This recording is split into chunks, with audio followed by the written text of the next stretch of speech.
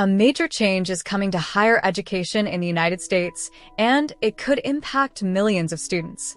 Under a new rule introduced through President Donald Trump's One Big Beautiful Bill, several degrees traditionally viewed as professional will no longer qualify for the same federal loan limits. And the list is surprising. For decades, college tuition has been climbing at record speed. According to federal data, tuition costs have doubled in the last 30 years, even after adjusting for inflation. Public university tuition alone has jumped more than 30% just in the last decade. For students in high-cost fields, losing access to higher loan support could make completing their degree nearly impossible and might discourage them from entering careers that the country desperately needs. Under the Trump administration's One Big Beautiful Bill, the longtime Grad Plus program, which helped graduate and professional students cover their expenses, will be eliminated. Parent Plus loans will also be capped and restricted.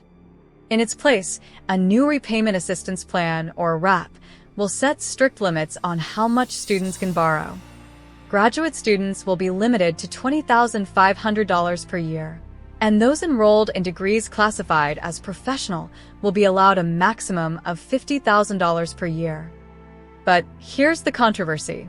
What counts as a professional degree has suddenly changed, and many essential fields are no longer included.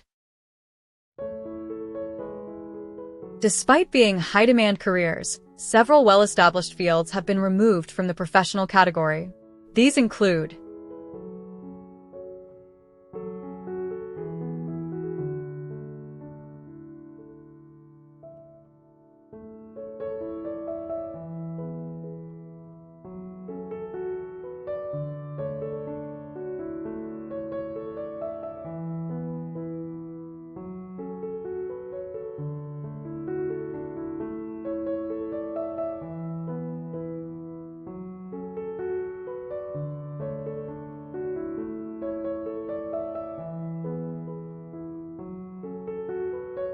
Other reports suggest that engineering, business master's programs, counseling, therapy, and speech pathology may also be excluded.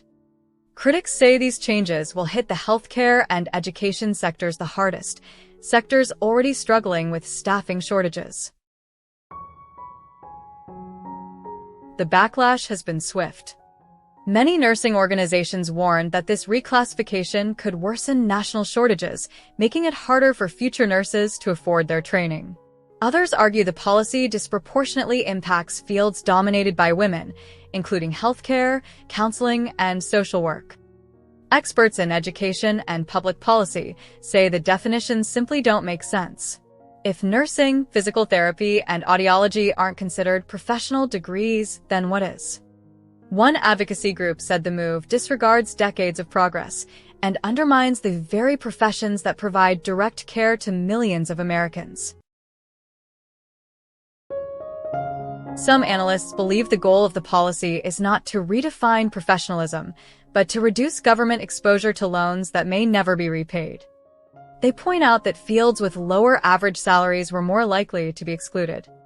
Others say the changes conflict with legal and academic definitions of learned professions, which include specialized education, licensing, and high accountability, descriptions that clearly apply to many of the excluded fields. Experts also warned that limiting loan access could block qualified students from pursuing essential careers at a time when the nation needs more nurses, more teachers, and more social workers, not fewer. These new measures are set to take effect in July 2026. Universities, advocacy groups, and legislators are now preparing for major changes and potential legal challenges as the new definitions reshape how students finance their education. What do you think about these new rules? Should nursing, teaching, and other essential careers be considered professional degrees? And how will these changes impact future students?